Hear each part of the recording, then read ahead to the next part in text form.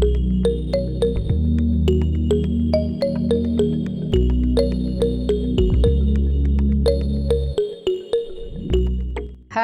Welcome to my channel. എല്ലാവരും സുഖമായിട്ടും സന്തോഷമായിട്ടും ഇരിക്കുകയാണെന്ന് ഞാൻ വിശ്വസിക്കുന്നു. ഇന്നൊരു സിമ്പിൾ റെസിപ്പിയാണ് കൊണ്ടുവന്നിരിക്കുന്നത്. അതായത് തൈര് സാദം അല്ലെങ്കിൽ കർഡ് റൈസ്.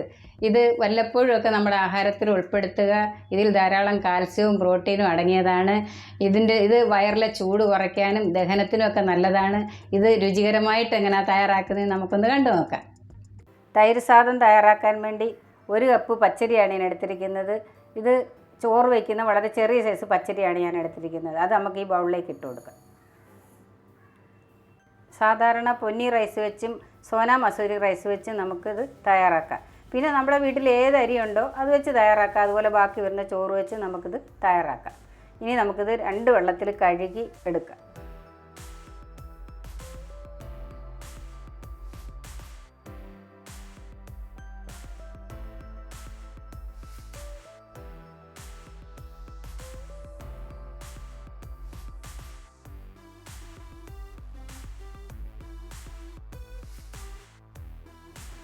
ഒരു കപ്പ് പച്ചരിക്ക് 1 കപ്പ് വെള്ളമാണ് സെയിം കപ്പിന് ഞാൻ എടുത്തിരിക്കുന്നത്.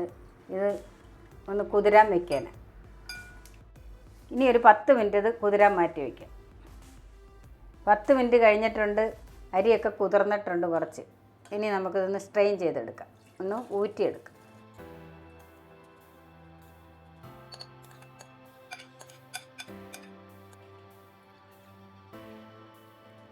അരി നമുക്കൊരു കുക്കറിലേക്ക് ഇട്ട് കൊടുക്കാം. ഇനി അതിലേക്ക് അരി എടുത്ത സെയിം കപ്പിന് 2.5 കപ്പ് വെള്ളം ഞാൻ ഒഴിച്ചു കൊടുക്കുക.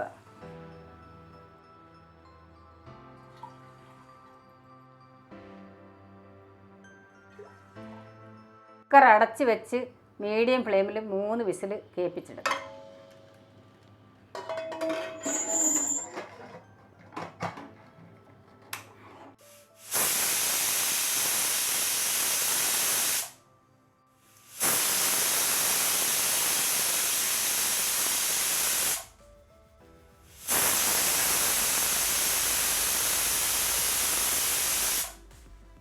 മൂന്ന് വിസിൽ കേട്ടിട്ടുണ്ട്. ഇനി നമുക്ക് ഗ്യാസ് ഓഫ് ആക്കാം. ഇനി ഈ ചൂടിലിരുന്നതിൻ്റെ പ്രഷറൊക്കെ തീരുമ്പോൾ നമുക്ക് തുറന്നു നോക്കാം. കുക്കറിൻ്റെ പ്രഷറൊക്കെ പോയി കുക്കർ തണുത്തിട്ടുണ്ട്. ഇനി നമുക്കൊന്ന് തുറന്നു നോക്കാം.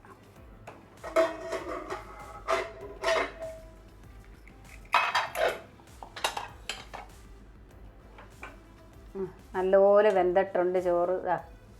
ഇത് കുറച്ച് നല്ലപോലെ വേകണം. ഈ തൈര് സ്വാദം ഉണ്ടാക്കുമ്പം ചോറ് നല്ലപോലെ വേകണം. ഇത് നമുക്കൊരു ബൗളിലേക്ക് ഇടാം. ചോറെല്ലാം നമ്മൾ ബൗളിലാക്കി വെച്ചിട്ടുണ്ട്. ഇനി അതിലേക്ക് നമ്മൾ നല്ല കട്ട തൈര് 1 കപ്പ് തൈര്, 1 കപ്പ് അരിയാണ് നമ്മൾ എടുത്തത്. ആ സെയിം കപ്പിന് 1 കപ്പ് തൈര് നമ്മൾ ഇതിൽ ചേർത്ത് കൊടുക്കുക. അതുപോലെ തൈര് എടുക്കുമ്പോൾ നല്ല പുളി കുറഞ്ഞ തൈരായിരിക്കണം എടുക്കേണ്ടത്. കാര്യം പുളിച്ച് പോയാൽ തൈര് സ്വാദം രുചി കുറയും. പുളിച്ച് പോയാൽ പിന്നെ നമുക്ക് കഴിക്കാൻ പോലും പറ്റത്തില്ല. അതുപോലെ ലഞ്ച് ബോക്സിൽ നമ്മൾ കൊണ്ടുപോവുകയാണെങ്കിൽ കുറച്ച് പാലും കൂടെ ചേർത്ത് വേണം നമ്മൾ തയ്യാറാക്കാൻ. ഇതൊന്ന് ഇളക്കട്ടെ തൈര് ഒഴിച്ച്.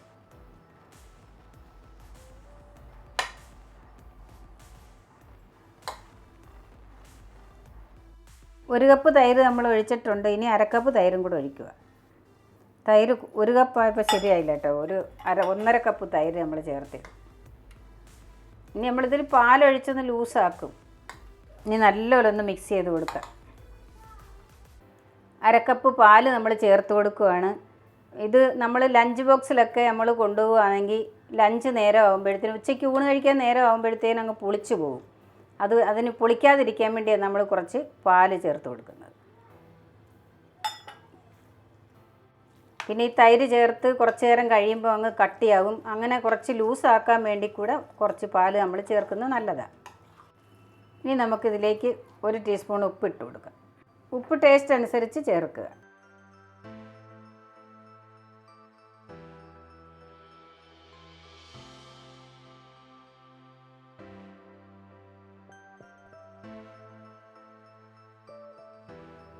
ഇനി നമുക്ക് കടുക് വറുക്കാം. അതിനുവേണ്ടി നമ്മൾ 1/4 കപ്പ് നെയ്യാണ് ഞാൻ എടുത്തിരിക്കുന്നത്. നിങ്ങൾക്ക് ബട്ടർ ചേർക്കുകയാണെങ്കിൽ ബട്ടർ ചോറിൽ ചേർത്ത് തയ്യാറാക്കുക, കടുക് വറക്കാതെ.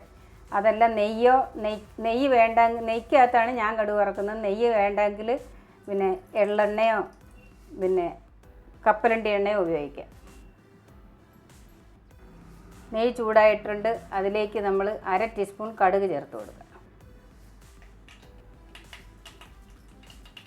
1/2 ടീസ്പൂൺ ജീരകം ചേർത്ത് കൊടുക്കുക. ചെറിയ ജീരകം, നല്ല ജീരകം. കടുകും ജീരകവും പൊട്ടിത്തീർന്നിട്ടുണ്ട്. അതിലേക്ക് ഒരു കഷ്ണം ഇഞ്ചി ചെറുതായി കട്ട് ചെയ്തത് ചേർത്ത് കൊടുക്കുക.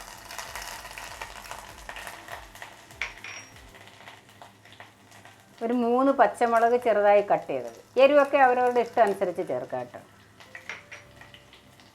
4 ഉണ്ടമുളകാണ് ഞാൻ എടുത്തിരിക്കുന്നത്. നിങ്ങൾക്ക് വറ്റൽമുളക് വേണമെങ്കിൽ വറ്റൽമുളകും ചേർക്കാം.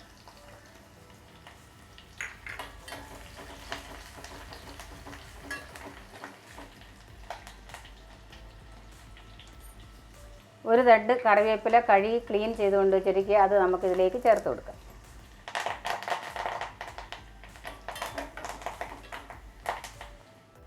ഒരു ടീസ്പൂൺ ഉഴുന്നുപരിപ്പ് ചേർത്ത് കൊടുക്കാം. ഇനി എല്ലാം കൂടെ ഒന്ന് മൂക്കട്ടെ. 2 പിഞ്ച് കായപ്പൊടി ചേർത്ത് കൊടുക്കാം. മുളക്, ഉള്ളിയും കറിവേപ്പിലയൊക്കെ മൂത്തിട്ടുണ്ട്. ഗ്യാസ് ഓഫാക്കാം. ഇത് നല്ലതുപോലെ തണുത്തതിന് ശേഷമേ നമ്മൾ ചോറിലേക്ക് ഒഴിക്കാവുള്ളൂ. ചൂടോടെ ഒഴിക്കരുത്. നമ്മൾ ടിഫിൻ കൊടുത്ത് വിടുമ്പം പാൽ കുറച്ചൊഴിച്ച് നല്ലപോലെ കുറച്ച് ലൂസാക്കിയേ കൊടുത്ത് വിടാവുള്ളൂ. അല്ലെങ്കിൽ നമ്മൾ ഉച്ചയ്ക്ക് കഴിക്കാൻ നേരം ആകുമ്പോഴേക്കും അങ്ങ് കട്ടിയായി പോകും. കുറച്ച് ലൂസിൽ തയ്യാറാക്കി വേണം കൊടുത്ത് വിടാൻ. അതല്ല നമുക്ക് ഇപ്പം തന്നെ കഴിക്കുകയാണെങ്കിൽ അത്യാവശ്യം ലൂസ് മതി. ഇനി നമുക്കിതിലേക്ക് കടുക് വറുത്തത് ഒഴിച്ചു കൊടുക്കുക. തണുത്തിട്ടുണ്ട്.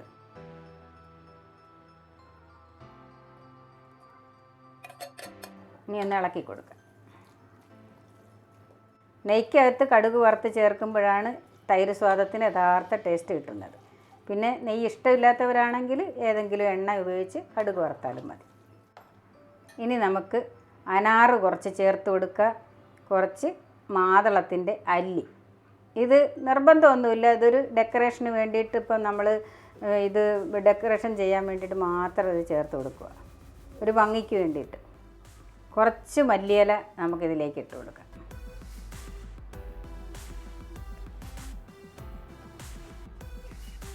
നല്ല ടേസ്റ്റി ആയിട്ടുള്ള തൈര് സ്വാദം റെഡി ആയിട്ടുണ്ട്.